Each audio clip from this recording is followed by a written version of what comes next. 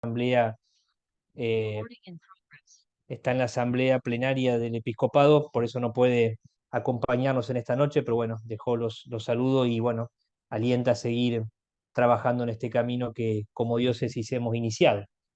Parece hacemos una oración y después ya comenzamos con la temática de hoy.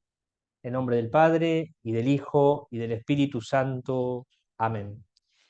Dios te salve María, llena eres de gracia, el Señor es contigo, bendita tú eres entre todas las mujeres, y bendito es el fruto de tu vientre Jesús. Santa María, Madre de Dios, ruega por nosotros pecadores, ahora y en la hora de nuestra muerte. Amén. Nuestra Señora de Guadalupe, ruega por nosotros. Bueno, para comenzar, invito entonces a Verónica.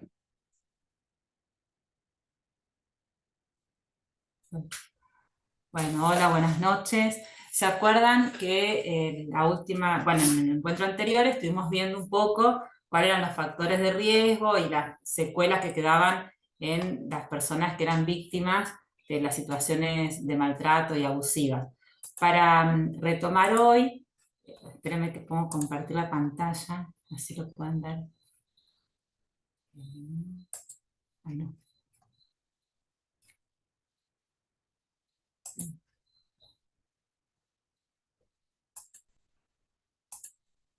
Bien, ahí se ve bien la pantalla. Bien. Queríamos compartir de una forma sintética e introductoria, como también es la intención de este primer espacio, es contarles que hay una dinámica abusiva cuando suceden estas cuestiones, cualquiera sea el tipo de abuso o maltrato. Pero esta que traje en este momento es puntualmente la situación de la dinámica que se da dentro de los abusos sexuales, ¿sí? En esta dinámica abusiva hay como dos fases, o tres podríamos decir. La primera fase, que es la de seducción, la segunda, que es la fase de interacción abusiva, y la tercera, que es lo que se denomina la fase de la imposición del silencio. Porque en este círculo, digamos, entre estas tres fases se va produciendo un círculo que encierra a la persona que es víctima. En la primera de las fases es cuando la persona que abusa entra, digamos, en un contacto con el niño, niña o adolescente, buscando la confianza, tratando de generar desde regalos, desde la forma de relacionarse desde las palabras, desde los gestos, un entorno donde el niño o la persona víctima se siente en confianza, ¿sí? Y esto está basado en un aprovechamiento de la dependencia emocional que tiene el niño, niña o adolescente hacia esta persona abusadora.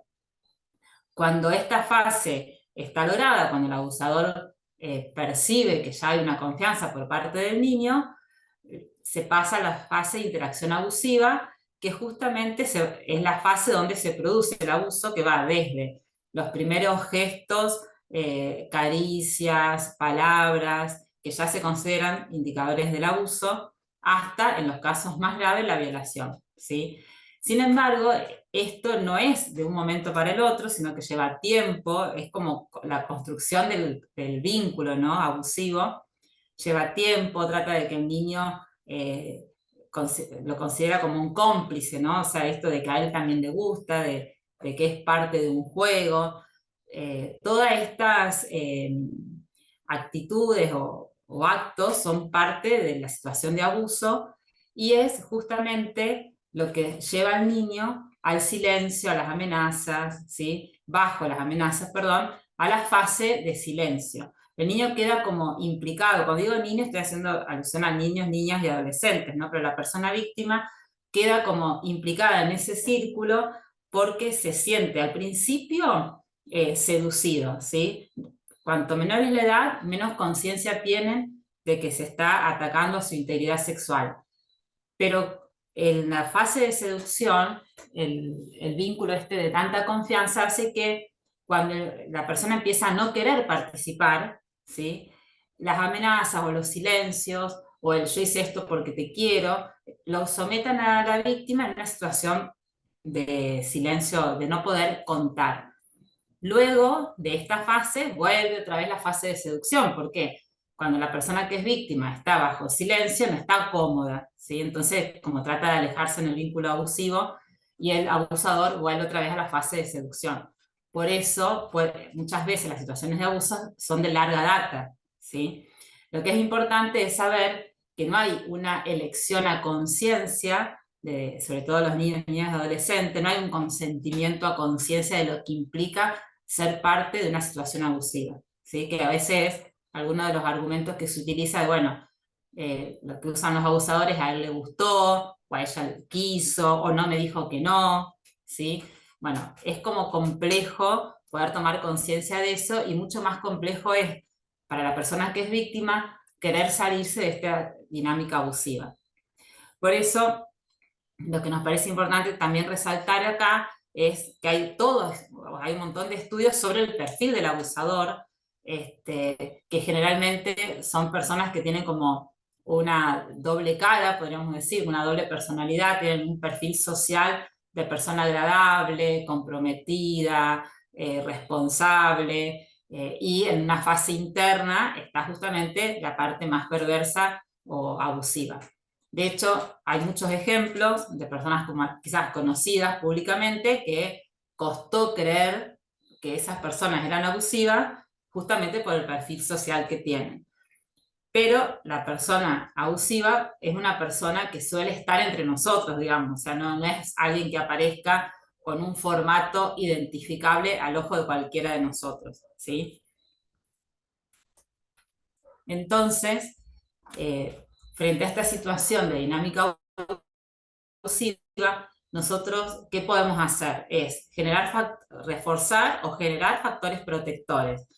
Si bien nosotros antes les contamos en el encuentro anterior cuáles son los indicadores, el espacio como agente de pastoral en el cual todos estamos no es para hacer un diagnóstico y detectar, pero sí es saber qué podemos hacer para evitar las situaciones de maltrato y de abuso, ¿sí? Y eso es lo que se trabaja como factores protectores. Dentro de los factores protectores tenemos como tres tipos: los individuales, los familiares y los institucionales, sociales y culturales.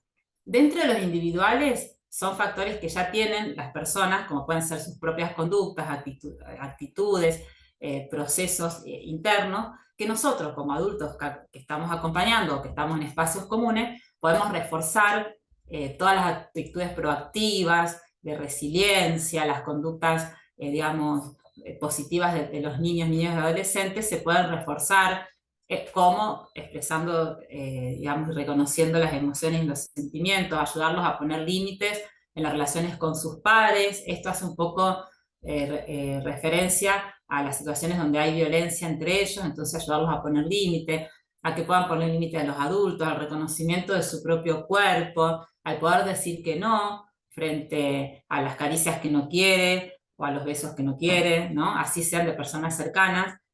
Y bueno, poder diferenciar también entre la información que es, qué secretos se pueden guardar y cuáles no. Y esto es sumamente importante porque en la dinámica abusiva, parte de la seducción es establecer esa confidencialidad, que es lo que pasa entre nosotros, es entre nosotros, no lo puedes contar, ¿sí? Luego, cuando la dinámica abusiva va tomando otra intensidad, lo que hace el abusador ya es, digamos, a ese secreto, no desde la seducción, sino desde la amenaza, utilizarlo. Si vos contás esto, te va a pasar tal cosa, o le puede pasar tal cosa a alguien de tu familia. Entonces, es una forma de silenciarlos muy fuerte, y por eso es importante que nosotros como adultos trabajemos este factor protector de diferenciar cuándo es un secreto, digamos, que debe guardarse, y cuándo no, que tiene que ver más, sobre todo, con la intención de ese secreto, ¿no? Cuando le vamos a dar una sorpresa a alguien, linda, lo podemos guardar porque se va a enterar pronto y lo puedo compartir con otros, con algún adulto de confianza, pero cuando ya no lo puedo compartir con nadie, son secretos que no hay que guardar, ¿sí? Y bueno, como les dije antes, todas conductas que tengan que ver con reforzar la autoestima del niño, el autocuidado, la autonomía.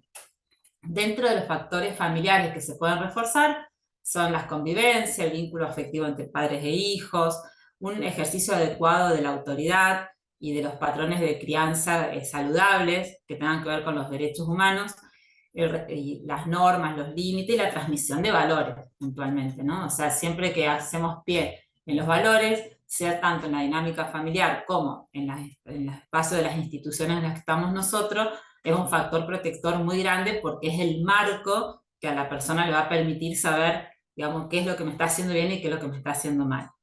Y dentro de los factores institucionales, sociales y culturales, además de promover el buen trato y de promover la educación sexual desde una dimensión integral, es crear ambientes saludables, que es lo que nosotros podemos hacer teniendo en cuenta los factores que hablé antes, dentro de cada uno de los espacios en que estamos trabajando con esta población de niños, niñas y adolescentes, ¿sí? Favorecer la integración y también el apoyo social. ¿Qué hacer cuando alguien nos cuenta de una situación de abuso? Esto es como la bisagra para darle lugar a Mica, que nos va a mostrar la situación desde el paraguas legal, pero desde lo humano y de lo psicológico, si es un niño quien nos viene a contar y se nos acerca, lo primero que hay que hacer es creerle. Nosotros, en los espacios en los que estamos, no somos los indicados para decir si es cierto o no, ¿sí? O sea, cuando un niño se acerca a contarnos que a él le sucede esto o que a alguno de sus amiguitos le está sucediendo esto, es importante que el adulto que recepta esa información le haga saber que le cree, ¿sí? Porque es justamente el apoyo social, es ese factor protector de que alguien por fuera de la dinámica en la que yo estoy, en la dinámica abusiva, me cree, ¿sí? Entonces, por eso puse esta imagen de una actitud cercana, ¿sí? De escucha, el saber que ellos no mienten, ¿no? Porque a veces los adultos, sobre todo si alguien viene y dice, bueno, el sacerdote, la catequista, el promotor, el animador, me tocó, me dijo, ahí nosotros tratamos de, ¿será cierto? Entonces, los niños no mienten, o no mienten con esos temas porque lo están vivenciando, ¿sí? Nosotros tenemos que poder creerle. Esto de estimular el tema de no callar, ¿no? En el sentido de poder compartirlo con otro, y sobre todo esto de ayudarles y hacerles hincapié, digamos, en que su cuerpo, su integridad sexual, la tiene que respetar él y todos. Digo, no esto en cuanto al discurso, sino es la actitud que tenemos que tener, saber que ellos pueden decir que no, incluso a nosotros mismos, ¿no? Hoy pueden no querer, no darnos un beso, no abrazarnos, y hay que respetarlo, ¿sí? Un poco lo que la hermana trajo también la semana pasada, de que hay distintas formas, ¿no? De darle a los chicos para que se acerquen a nosotros, de saludarlos, podemos tener gestos de cariño, pero en una actitud respetuosa. Y sobre todo, vuelvo a insistir en esto de creer en la palabra del niño, niña o adolescente que se acerque a comentar una situación en la que él o algún compañero o compañera sea víctima de violencia. Ahora sí, Mica.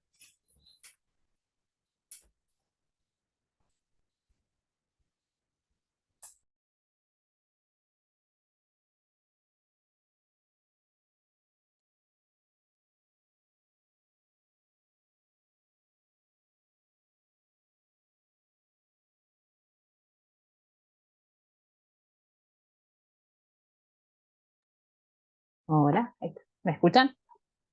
Bien. A ver, ¿qué sí?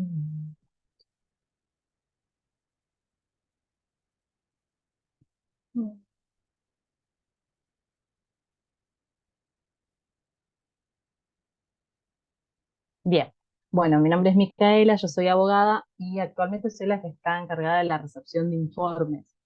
Ahora, como dijo Vero, vamos a charlar un poco sobre lo que es el abordaje ante una situación probable de abuso sexual a un niño, niña o adolescente o adulto vulnerable.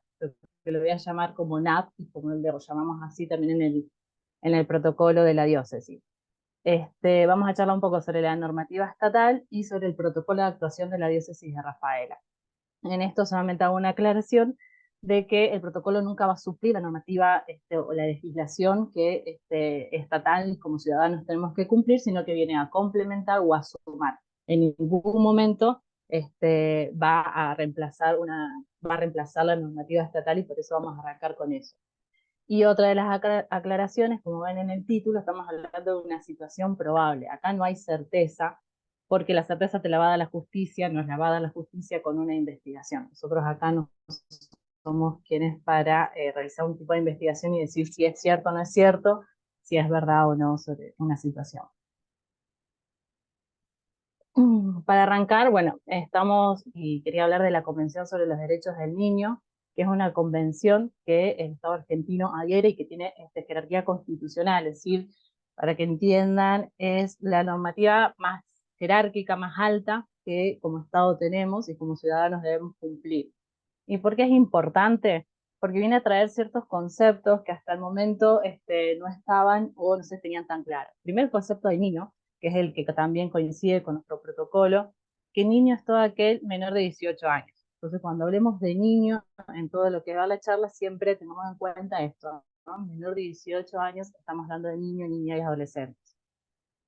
Sujetos de derecho, reconoce a los niños como sujetos de derecho, de garantías y le da la facultad de exigir que se cumplan esos derechos. Ya no dependen solamente de sus padres para que se cumplan sus derechos, sino ellos mismos pueden reclamar. Y habla de una protección integral, es decir, que el Estado, que la sociedad toda tiene que garantizar la protección de esos derechos y garantías. Ya no es solamente facultad de los padres, ya los niños no dependen de si los padres o no respetan sus derechos, lo cuidan. No, acá hay un deber social y estatal de protección. Y trae un concepto muy importante que es el interés superior del niño, que ese tiene que ser nuestro eje al momento de decidir qué hacer, ¿no? El interés superior del niño son todos esos derechos y garantías que tienen los niños en su plenitud, en su máxima expresión. Es decir, que lo que la Convención y el Estado argentino se compromete a tratar de que los niños gocen de esos derechos y esas garantías en su plenitud.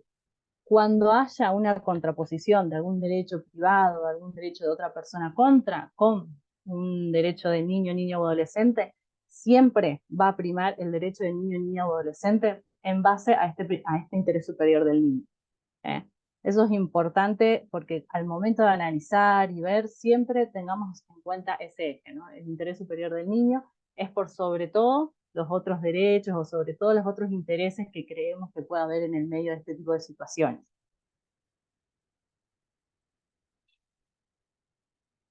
¿Qué pasa si tomo conocimiento de que una persona está sufriendo situaciones de abuso? ¿Tengo la obligación de denunciar? Esa es una de las preguntas que la mayoría se debe estar haciendo. Sí tengo la obligación si es menor de 18 años. Y esto nos dice la ley 26061, que es de la protección integral de derechos de niños, niñas y adolescentes, que va de la mano de la convención que les hablé, donde habla del deber de comunicar ante la autoridad local de aplicación de esta ley, sobre todo tipo de abuso. Acá no vamos a enfocar sobre el tema del abuso sexual porque es donde se activa nuestro protocolo, pero la realidad es que esta ley dice que todo tipo de abuso o toda situación que ponga en amenaza o vulnere los derechos de niños y niñas y adolescentes tiene que ser comunicada a la autoridad local, que después vamos a ver en dónde podemos hacerlo, pero sí que nos quede claro eso, digamos, cuando es menor de 18 años sí tenemos el deber de comunicar estas situaciones. En cambio, cuando es mayor de 18 años no, porque es una facultad, ese es un principio, digamos, porque es una facultad de la persona que está sufriendo esos hechos decidir si da conocimiento o no, excepto en unas situaciones especiales como les puse ahí, sobre la promoción y facilitación de la prostitución, donde el Estado le da la facultad a toda la sociedad para instar acción, digamos, son acciones públicas. Pero las otras, de estilo de abuso sexual que vamos a ir viendo, no, son facultativos de la persona que lo sufre decidir si hace o no la denuncia penal y si se somete, pero sí si arranca este proceso penal. ¿Qué comportamientos abusivos contra la integridad sexual? Acá, primero hay que tener en cuenta que puede ocurrir con o sin contacto físico. ¿No? Abrir un poco más el panorama, abrir un poco más la mente y no solamente quedarnos en el típico abuso sexual o el tipo de violación que conocemos, ¿no?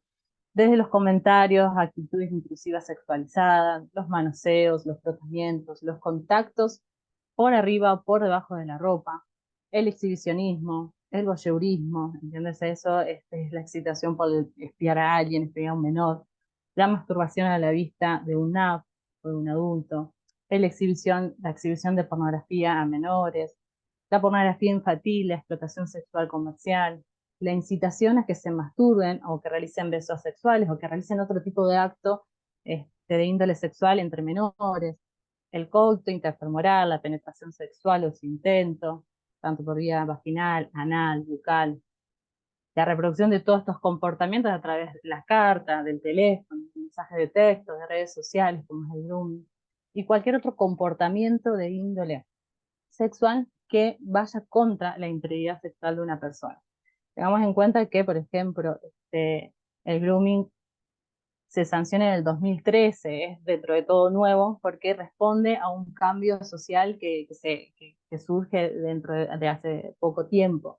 Se pueden surgir otros medios, otras formas de este tipo de delitos sexuales. Todos estos comportamientos están sancionados en nuestro Código Penal, que es el que establece cuáles son los delitos, ¿no? El Código Penal en realidad lo que hace es un relato de todos los actos que considera delito y los va sancionando.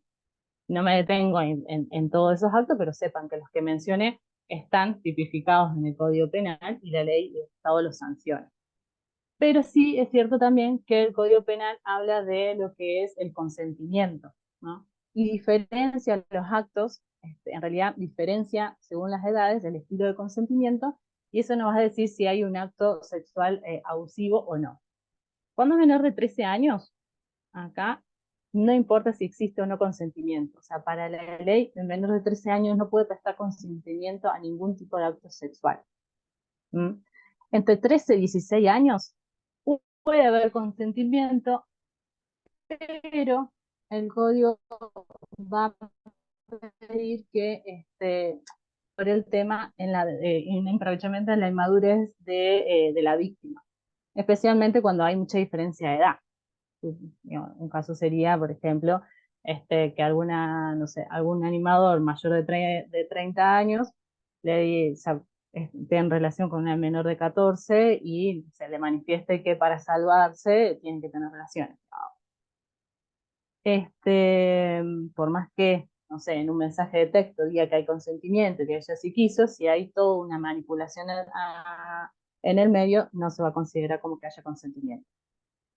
Y a partir de los 16 años, sí, el Código Penal considera que puede haber consentimiento, por lo tanto, estas conductas no las va a considerar delito. En algunos delitos, como hablamos antes, como la promoción y la facilitación de la prostitución, no importa el consentimiento de la víctima, ¿no? Acá el Código Penal la sanciona porque el acto en sí, acá estoy hablando de aquellos que tienen algún beneficio con esos actos, el que, digamos, regentea, el que tiene alguna ganancia con la prostitución, no quien ejerce la prostitución. La prostitución en sí misma no es un delito. Bueno, esto del tema de los consentimientos se lo menciono, no es que ustedes tienen que andar pensando al momento de enterarse si tiene edad, si dio consentimiento o no. Sí que sepan, digamos, que el código hace una evaluación, digamos, según las edades, las posibilidades o no del consentimiento. Y respecto a la forma del consentimiento, no es simplemente un sí, me dijo que sí por mensaje de texto, no. El consentimiento tiene que ser libre, o sea, sin amenazas, sin ningún tipo de coacción. Tiene que ser informado, tiene que tener la persona conocimiento de lo que está haciendo, tiene que ser inmediato al acto. Lo que yo haya prestado consentimiento hace un año de tener relaciones no implica que hoy sí lo tenga. Tiene que ser pleno de todo el acto. Digo, una persona puede dar consentimiento a cierto tipo de acciones y no a otras, y tiene que ser expreso. No hay forma de suponer que alguien consiente una relación sexual o un acto sexual. ¿Esto por qué? Porque muchas veces se incurre en el error de que porque eran pareja o porque en su momento sí tuvieron relaciones sexuales, no puede haber violación en otro momento. Que hayan tenido relaciones sexuales antes no implica que no haya la posibilidad de que exista una situación de abuso.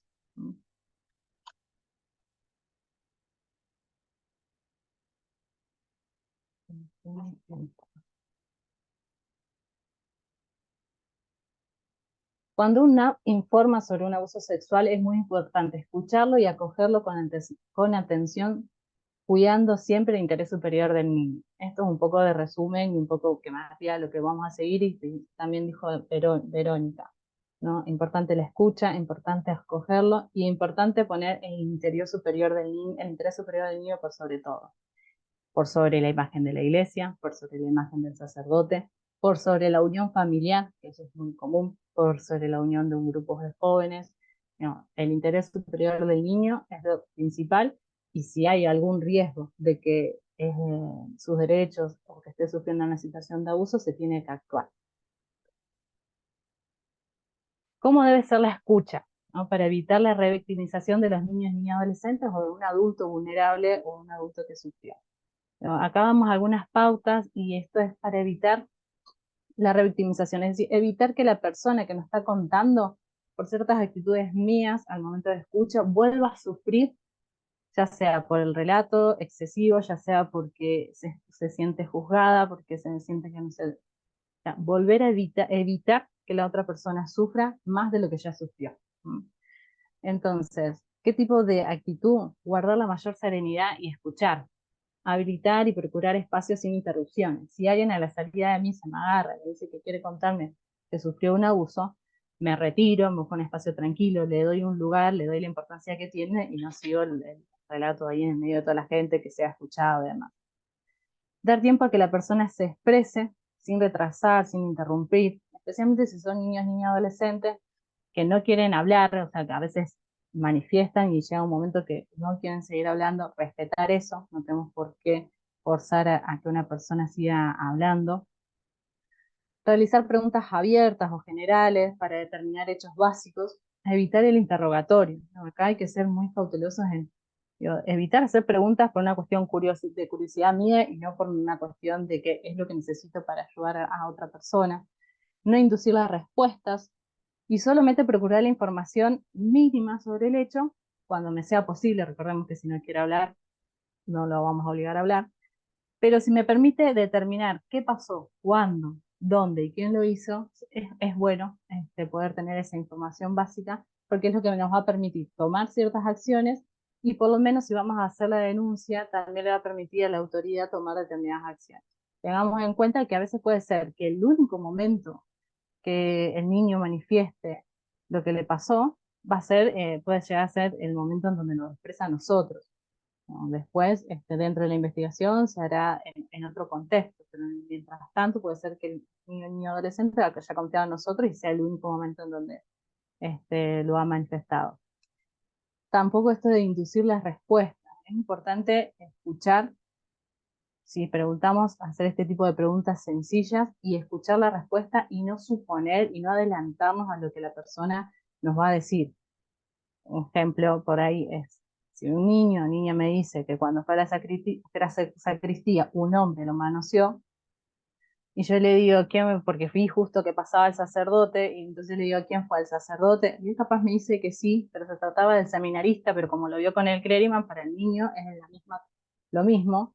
Yo le estoy induciendo un error, le estoy induciendo una respuesta y estoy desvirtuando lo que realmente pasó. Entonces, de ahí lo importante de tener mucho cuidado con lo que nosotros les decimos. Demostrar comprensión. Esto que decía la Vero, nunca se debe dudar del relato de un niño, niña, adolescente o adulto vulnerable, o señalar las contradicciones, falta de detalles, ausencia de recuerdos de determinadas situaciones. O sea, se debe trabajar con lo que se tiene. Volvemos a decir, no porque sí o sí sea verdad si viene un adulto, porque por ahí, hablando también desde que puede llegar a venir un adulto a manifestar que sufrió una situación de abuso, no nos corresponde a nosotros determinar si es verdad o no. Eso le corresponde a la justicia a partir de una denuncia. Nosotros trabajemos con lo que tenemos y tengamos en cuenta todo lo que manifestó la Vero antes. O sea, es una situación compleja, con muchas emociones, con muchas cargas, que no puedo esperar menos de un niño o niña adolescente que me cuente con detalle, que sea, digamos, súper bien relatado todos los hechos. E informar los pasos canónicos y estatales. En cuanto a los estatales, hablar de esto. Primero de la confidencialidad, que no es lo mismo que tú querés que guarde secreto, ¿no? La confidencialidad de la información. O sea, lo que me estás contando yo no lo voy a ir a divulgar. O sea, te voy a cuidar a vos y voy a solamente, sí, esto no, importante no prometerle que secreto, sí, lo voy a informar a aquellos que tengan la autoridad y la capacidad de ayudar. O sea, tengo que hacer la denuncia, tengo que comunicar a las autoridades, no puedo decirle que no lo voy a hacer, no le puedo prometer que no lo voy a hacer. Si es menor, voy a llamar después también a sus padres, informarle de los pasos que voy a seguir. Si es un adulto, lo mismo, le voy a informar los pasos estatales que tenemos que seguir o que puede seguir, y los pasos canónicos. Es decir, esto, ¿no? Que va a haber, hay una comisión que se va a mandar el informe. Es importante brindarle toda la información para que, digamos, también respetar que no sufra sus sorpresas después en el medio.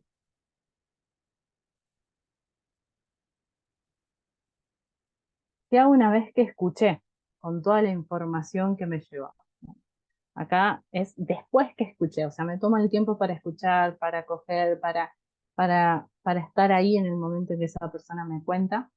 Una vez que termino esa instancia, dejo por escrito todo lo más literal posible. O sea, me tomo el tiempo de poner entre comillas lo que recuerdo que me dijo, lo más textual posible. Si quiero, o sea, tomo nota de todo lo que después me sirva para no olvidarme, para no después ir, a veces si no anotamos después vamos, se nos va cambiando un poco la versión de las cosas que pasaron. Entonces, tomo nota por escrito de la situación, todo lo más literal posible, si puedo poner entre comillas las palabras que el niño adolescente me dijo mejor. Y si es víctima menor de 18 años, voy a hablar con el responsable parental, o sea, el padre, madre, tutor, siempre que no implique un riesgo para el menor. Si el menor me dice que el padrastro es quien lo abusa, que la madre se lo dijo, pero la madre no le hace caso y lo sigue dejando y aún sabiendo, bueno, obviamente no voy a llamar a esos responsables parentales, sino voy a procurar preguntar al niño qué responsable nos podemos llamar, un abuelo, un vecino, alguien que le dé una contención. Una vez que tengo al responsable parental, cuando lo pueda hacer, voy a informarle sobre la obligación que tenemos de comunicar la situación de vulneración o amenaza de esos derechos a la autoridad correspondiente.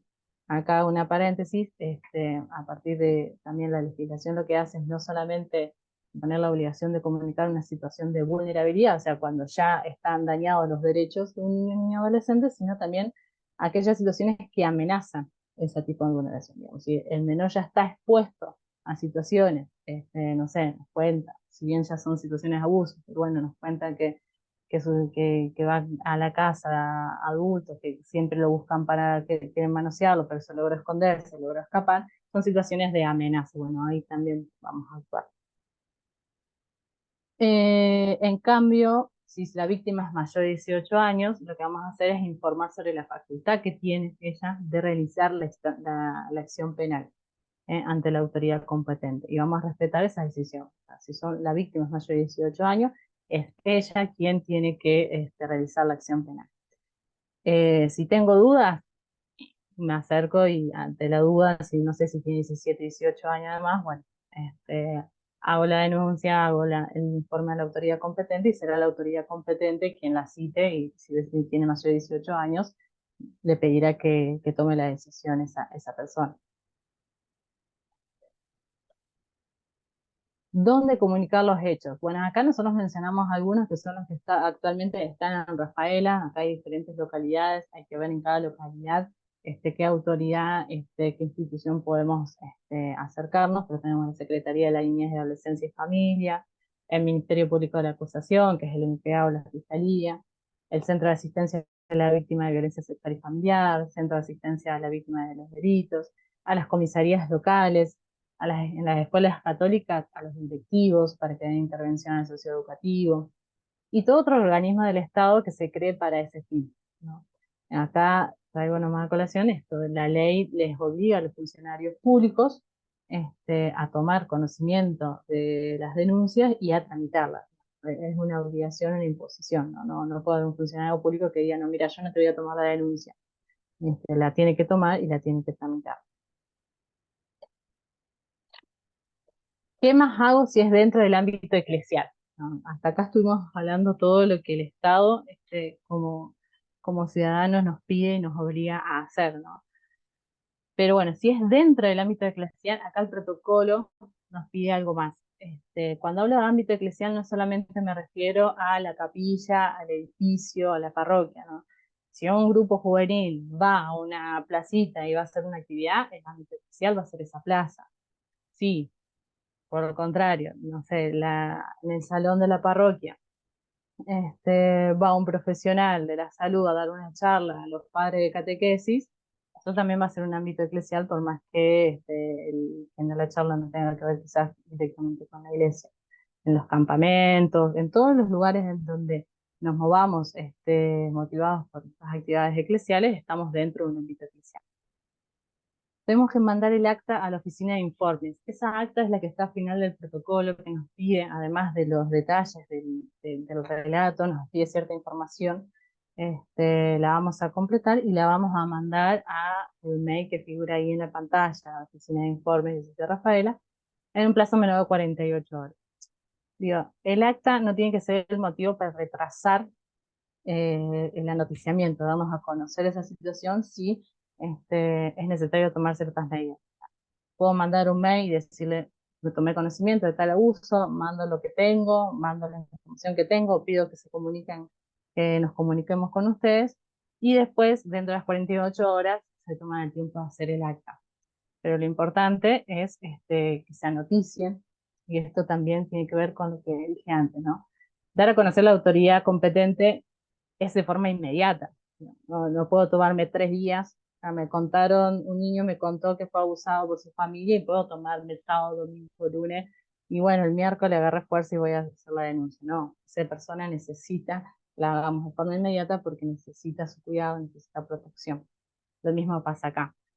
Necesitamos tomar conocimiento lo antes posible a los fines de elevarlo al obispo y ver si es necesario tomar ciertas medidas que tengan que ver con la protección o medidas cautelares. O sea, si estamos hablando de un seminarista, un niño manifiesta que el seminarista le abusó de él, bueno, obviamente se van a tomar medidas para evitar que el seminarista vuelva a tener contacto con ese menor o con otros niños. O sea, siempre las medidas van a ser tendientes a la protección de los menores.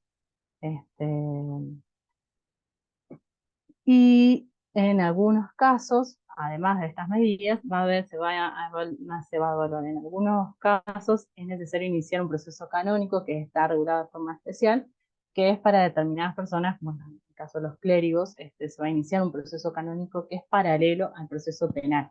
Digo, no vamos a dejar, la investigación penal va a continuar, va a seguir su curso, pero a su vez la Iglesia va a iniciar un proceso canónico.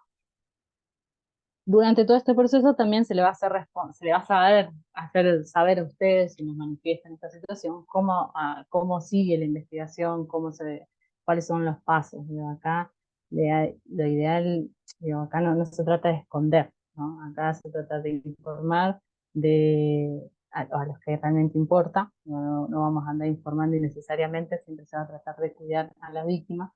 Pero bueno, la idea siempre es que se pueda dar conocimiento a esta situación. Y acá solamente aclaro también que puede pasar que una persona mayor de edad nos manifieste que sufrió una situación de abuso cuando era menor de un catequista que actualmente sigue siendo catequista y tenga todas las pruebas, pero no quiera hacer la acción penal. Es una situación que puede suceder. Así todo, la oficina de informes tiene que tomar conocimiento, porque son dos situaciones distintas. O sea, la posibilidad o no de hacer la acción penal es una decisión de la persona. Eso no implica que sea o no cierto. O sea, que si aún tomo conocimiento y esa persona no hizo la acción penal, sí tengo que hacer el acta y mandar a la oficina de informes para que tengamos conocimiento. Y termino con esto, que es una parte de motus propio de Francisco, el Papa Francisco, que dice: los delitos de abuso sexual ofenden a nuestro Señor, causan daños físicos, psicológicos, espirituales a las víctimas y perjudican a la comunidad de los fieles. Para que estos casos, en todas sus formas, no ocurran más, se necesita una continua y profunda conversión de los corazones, acompañada de acciones concretas y eficaces que involucren a todos en la Iglesia, de modo que la santidad personal y el compromiso moral contribuyan a promover una plena credibilidad del anuncio evangélico y la eficacia de la misión de la Iglesia. Esto solo será posible con la gracia del Espíritu Santo derramado en los corazones, porque debemos tener siempre presente las palabras de Jesús: sin mí no podés hacer nada. Aunque ya se ha hecho mucho, debemos seguir aprendiendo de las amargas lecciones del pasado para mirar hacia el futuro con esperanza. ¿no? En esto la iglesia también creció mucho al ponerle nombre también, ¿no? Son delitos de abuso sexual. Acá no se tratan solamente de actos reprochables moralmente. Son delitos, tienen que ser investigados y por eso es la importancia de poder capacitarnos, poder estar atentos y poder saber cómo eh, abordar esta situación. Con esto, de mi parte, yo ya termino. La idea es dar un pantallazo, es mucha información, estoy segura que deben haber generado más dudas que respuestas. Ahora nos vamos a ir a las salas para poder compartir con ustedes las dudas que tengan. Algunas las vamos a poder responder, otras no, pero las vamos a tomar, las vamos a tener en cuenta para una próxima capacitación, ya sí, con temas más acotados, donde podamos profundizar más, pero bueno, la idea es que tengamos un pantallazo de cómo abordar si alguien viene y nos cuenta esta situación.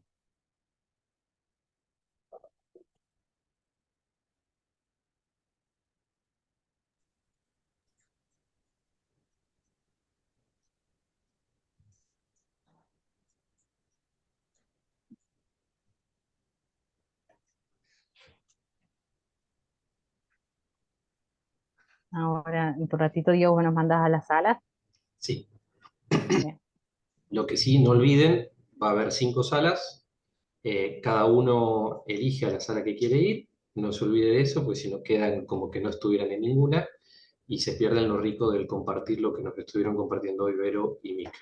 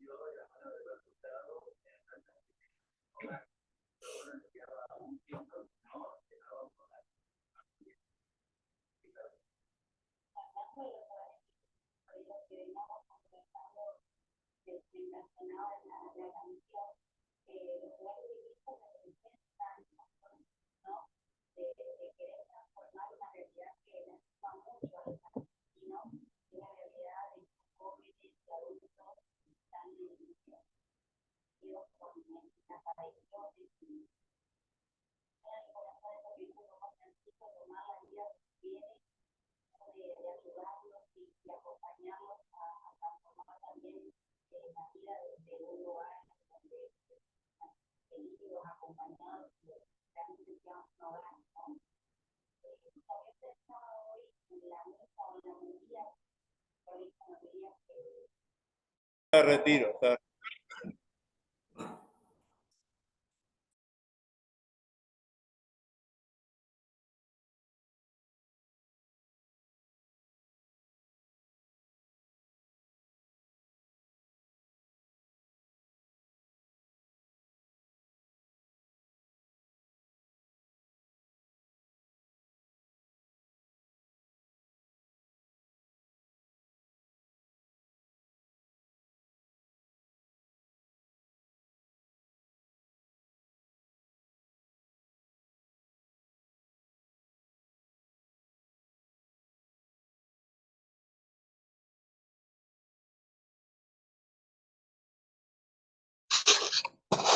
Hola, buenas noches. Voy a expresar un pensamiento. Se me ocurre que cuando pasan este tipo de abusos, pasan en todo, en cualquier ámbito, pero pensándolo en el ámbito de la iglesia, pienso qué se está pensando para continuar, o sea, para el día después, porque estas cosas se divulgan, llegan a todas partes, pueden provocar. Sí, sí. No es una situación de que se dé entre desconocidos, digamos, sino que por el contrario, Sí, la es mucho. mayoría Sí, de los entre casos familiares, del núcleo. vecinos, amigos de los padres, conocidos.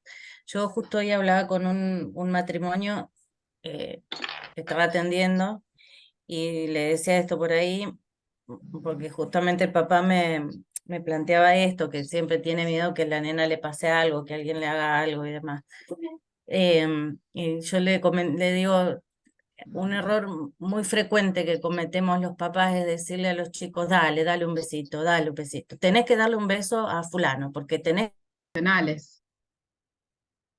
Ya sea psicólogos, o bueno, después si ya va a mayores, abogados o bueno, lo que sea. Era como que yo no sabía cómo se sigue esto después. Una vez que viene el niño y plantea el caso, ¿qué se tiene que hacer? Y bueno, entonces como que ahí me iluminó bastante todo lo que explicó Micaela de cómo se procede, digamos, de que hay un protocolo, de que hay pasos a seguir también para saber cómo actuar, ¿no? Dentro de un marco más legal también.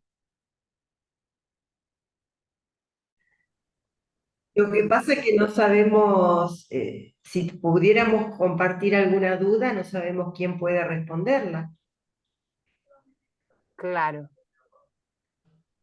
Ahí está. Ahora. Estamos con la duda. ¿Qué hacemos? Anoten, ¿Nos miramos? tomen nota de todo.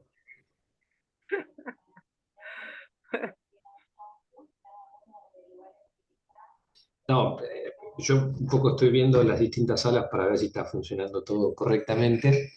Me toca la función de estar detrás, pero por ahí a lo mejor ustedes en lo que iban escuchando conocían de esto, no conocían de esto, sabían de la existencia, sabían, un poco fui escuchando eso en las otras salas y bueno, es toda una riqueza de cosas que hay para trabajarlas que por ahí se nos pasan porque o no escuchamos, no estamos al tanto.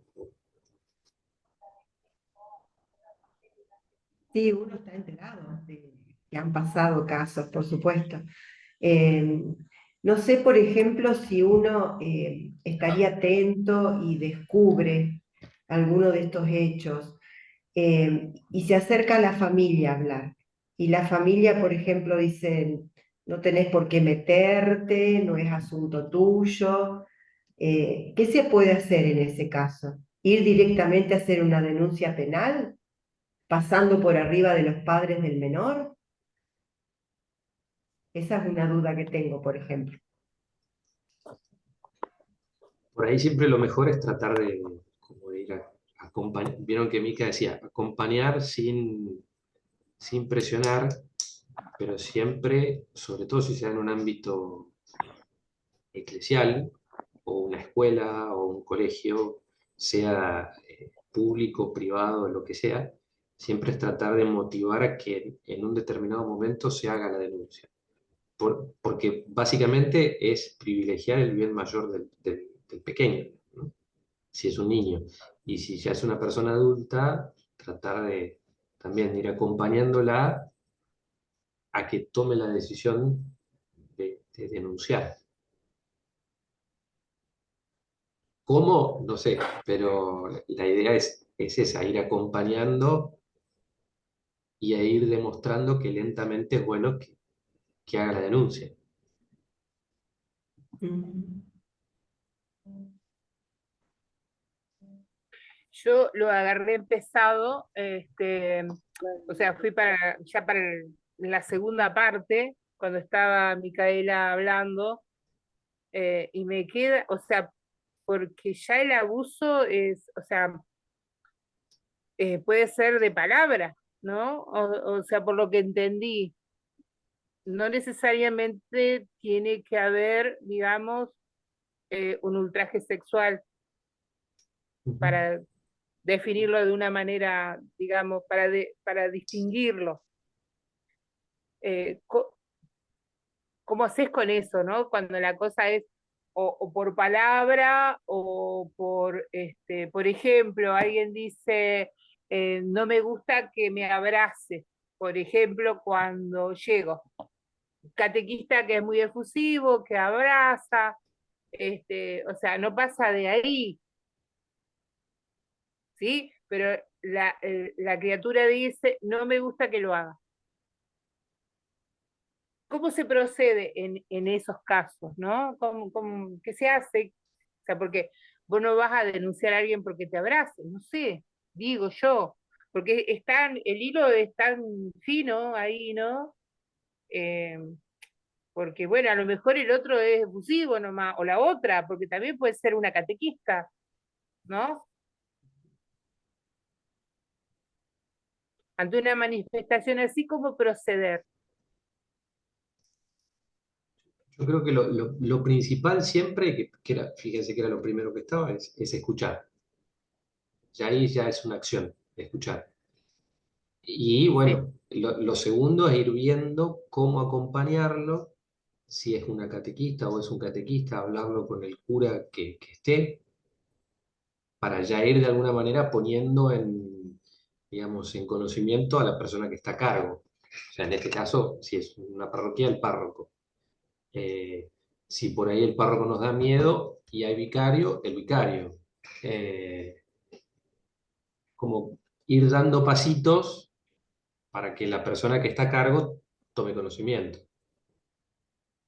Sí, también habían dicho en la primera charla que estaría bueno también incluir como juegos, por así decirlo, o había carteles, como para que los chicos cuando lleguen puedan elegir cómo saludar, ya sea con un beso, con un abrazo, así, con un choque de cinco, con un puño, como que de última no llegar, no, o sea, no pasar a mayores, digamos, en el hecho de decir, bueno, le tengo que avisar a alguien, porque por ahí el chico te lo dijo porque le surgió y te lo quiere decir como para que no pase más porque no sé, no le gusta que lo abracen, no le gusta el afecto físico.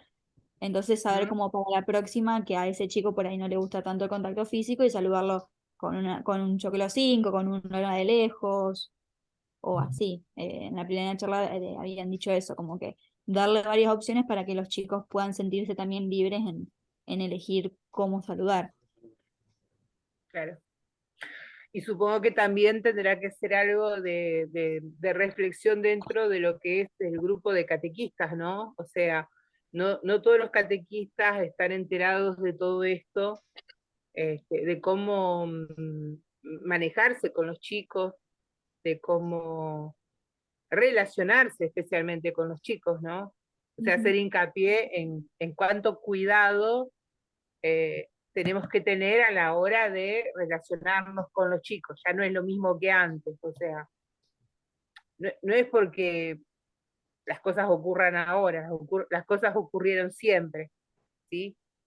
Pero es como que hoy se le presta mayor atención, ¿no? Al cuidado, al cuidar la integridad, ¿no? No solamente de los chicos, también ocurre con personas grandes. que por ahí son demasiado efusivas y bueno, por ahí que poner un parate ahí, hasta ahí nomás. Bien, acá me están avisando que ya hay que Sí. salir Ah, de la y yo sala. solamente quiero agregar esto, creo que también es importante que nosotros nos vayamos capacitando, digo, porque a los que somos un poco más grandes era costumbre, che, dale, cuando éramos chicos, dale, saludá con un beso, y bueno, entonces eso también hay que empezar a tener todo una nueva forma de ver las cosas, ¿no? Porque bueno, uno lo hacía porque nos parecía que era la forma de devolverle cariño, y bueno, y no, como decíamos antes, no todos lo ven de la misma forma, entonces también uno empezar a capacitarnos en esto para no hacer que nadie se sienta mal. Exactamente.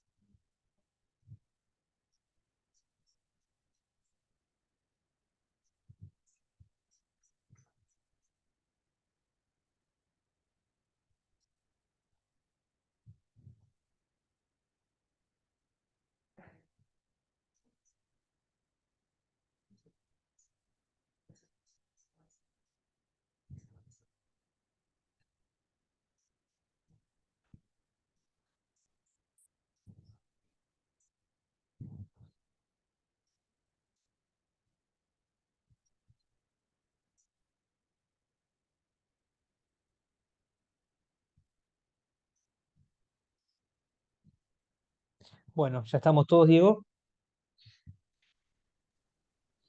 Me parece que se han perdido gente en el camino porque faltan 7, que era lo que éramos 40 y hay 33, así que Bueno,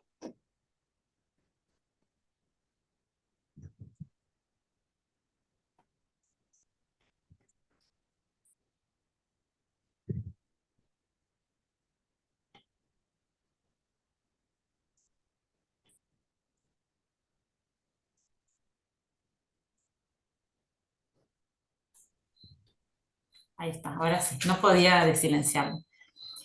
Bueno, ¿les parece que compartimos algunas de las preguntas de las aulas que estuvimos como para aclarar?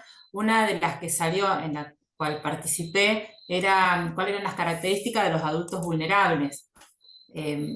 Lo que las normas establecen que un adulto vulnerable son personas mayores de edad, o sea, mayores de 18 años, que por alguna situación de enfermedad, deficiencia o incapacidad física o psicológica, o que esté privado de su libertad, no le posibilita esa condición tener una capacidad de resistir la ofensa, de hacerse entender, incluso esa vulnerabilidad puede estar asociada a alguna situación circunstancial, ¿no? Como privación de la libertad o tener una situación de justamente de desconocimiento, de una vulnerabilidad más psicológica. Es como amplio el concepto.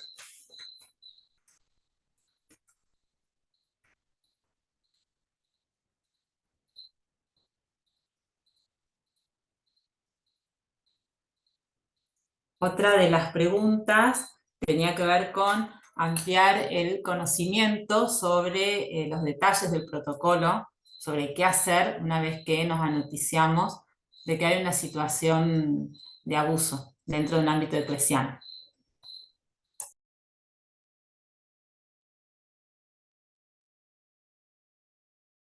Entiendo que es un poco también lo que saldría en la reunión. A ver, una vez que yo tomo conocimiento y que cumplí con, la idea es hacerlo de forma paralela, tenemos la denuncia penal, que no nos tenemos que olvidar, es a su vez informarnos a través del mail que les puse ahí, que si quieren después lo copio y lo pongo en el chat, por lo menos mínimamente informarlo o llamar al obispado o comunicarle al sacerdote responsable de la comunidad si no tiene nada que ver con la situación, ¿no? Para que se ponga en contacto con nosotros lo antes posible, para tomar las medidas lo más rápido posible.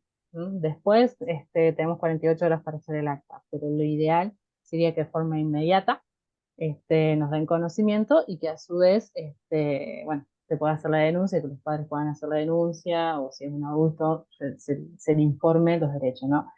Pero también creo que en esto tiene que haber un compromiso de todos de leer el protocolo. El protocolo también es claro en cuanto a las acciones, recuerda un poco las características de la escucha, estas diferencias, ¿no? Por ahí vamos a utilizar estos mails para mandarles el protocolo y que puedan leerlo, tanto lo de prevención como lo del abordaje. Cuanto más lo lean, cuanto más lo interioricen, más rápido va a salir. La realidad es que lo importante, quienes tienen los medios para dar la protección a un niño, es el Estado.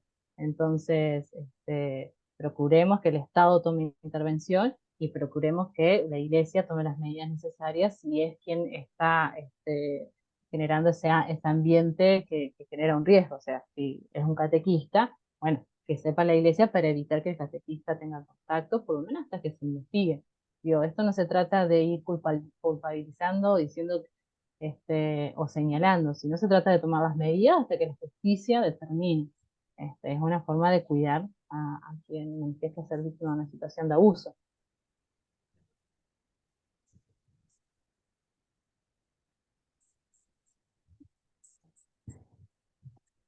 No sé si había para qué. Sí, ahí en mi grupo, 2 o 3 cuestiones que salieron.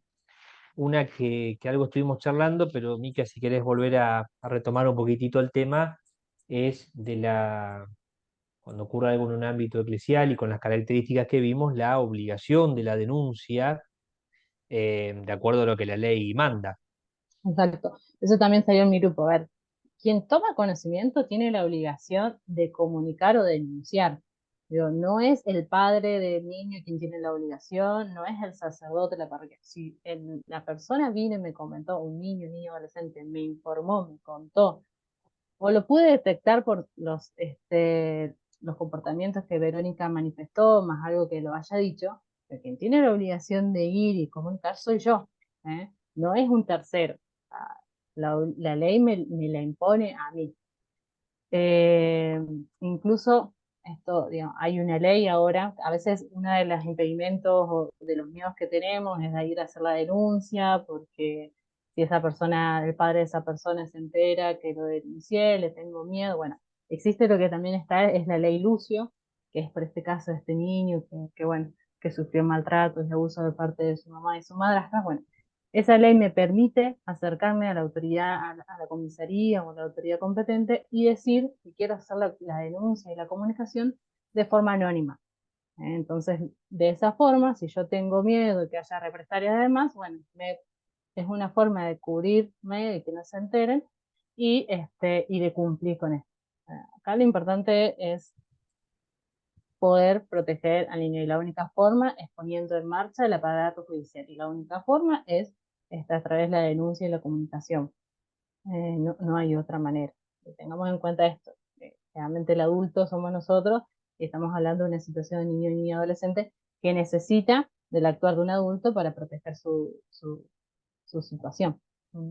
Así que en esto, que también salió, la obligación me la impone a mí, es una obligación personal. Yo tomo conocimiento, del momento que tomé conocimiento, es el momento que yo ya tengo la obligación de hacer algo con esto que tengo. Una vez que hago la denuncia, listo. Ya no tengo que investigar, yo no soy quien investiga, yo no soy quien va a hacer entrevista, no, eso lo hará el Poder Judicial. Y después el Poder Judicial dirá si es cierto, si no es cierto, le tomará la entrevista en el proceso judicial penal a través de cámaras que si es un menor, porque también tiene otras herramientas.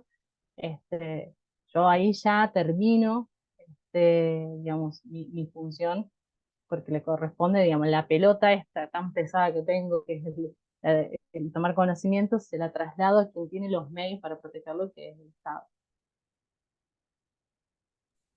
Mica, quiero agregar algo que, bueno, es parte de las capacitaciones que hemos hecho sobre el protocolo, pero a tener en cuenta que se sugiere en el protocolo que la persona que toma conocimiento de una situación de estas, además de hacer todo lo que dijo Mica, lo haga con una actitud de confidencialidad, ¿no? ¿Y esto qué quiere decir?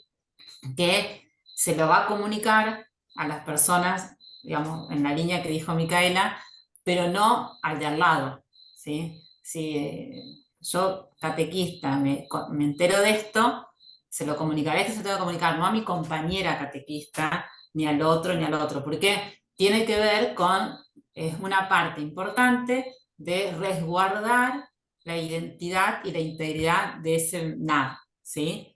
Entonces, que no es una cuestión, no es secreto, porque el secreto es como no se lo cuento a nadie y repito la situación abusiva. Es confidencialidad, ¿m? Porque hay que respetar esa cuestión de identidad y de integridad. Aunque sea algo difícil, siempre decimos cuando hacemos las capacitaciones sobre el protocolo que ni a la almohada se la contamos, por las dudas que el que está al lado escucha, ¿sí? Entonces, me parece que era importante rescatar esto de como una actitud que también es parte, ¿sí?, facilitadora de la confianza que las personas puedan tener hacia nosotros, ¿no?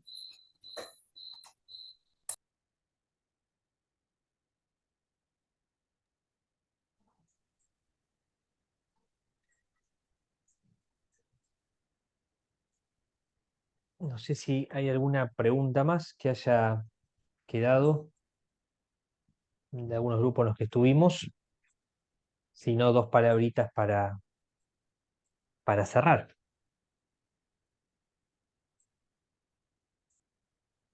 Bien. Bueno, en primer lugar, agradecerles a todos la participación en estos dos encuentros. Como mencionábamos al comienzo, la idea es, a partir del año que viene, comenzar con capacitaciones sobre temas más puntuales para poder abordar más integralmente otras temáticas.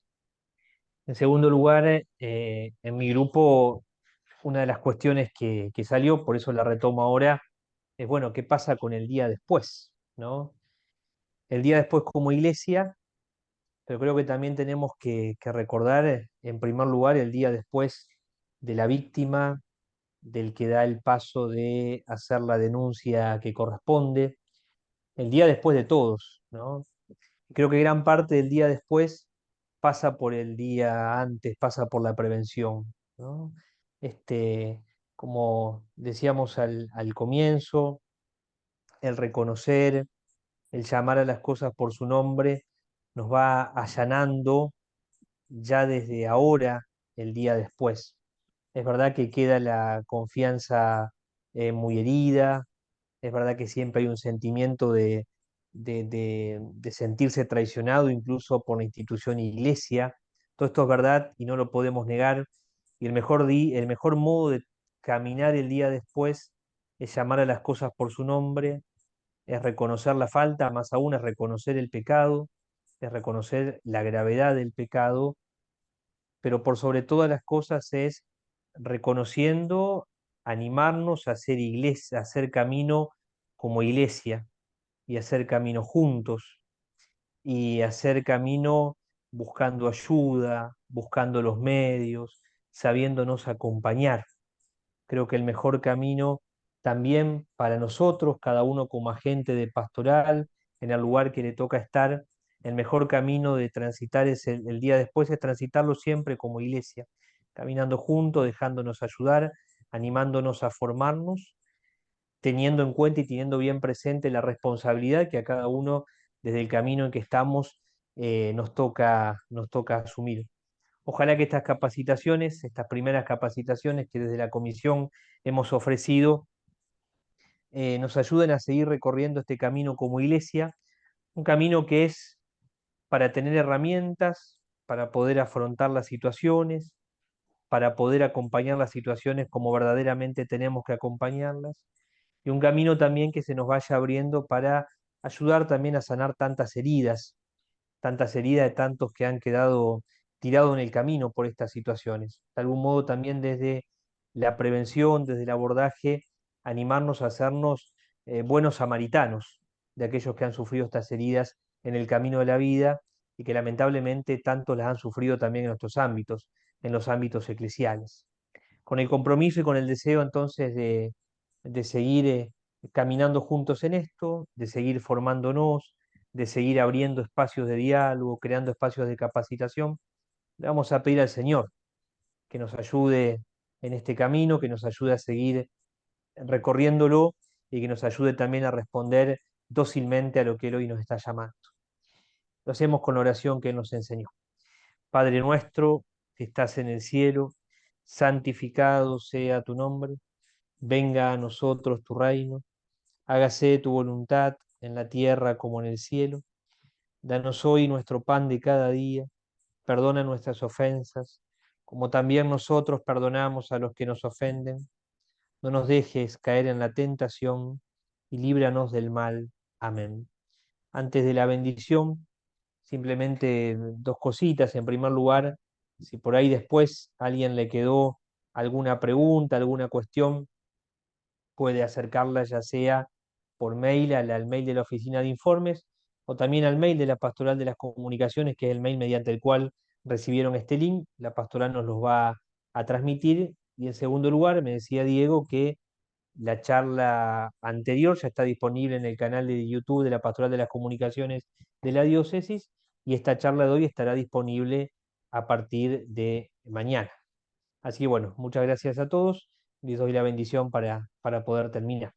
Que el Señor esté con ustedes y la bendición de Dios Todopoderoso, del Padre, del Hijo y del Espíritu Santo, descienda sobre ustedes y los acompañe siempre. Amén. Bueno, muchas gracias y buenas noches a todos. Gracias. Gracias. Gracias.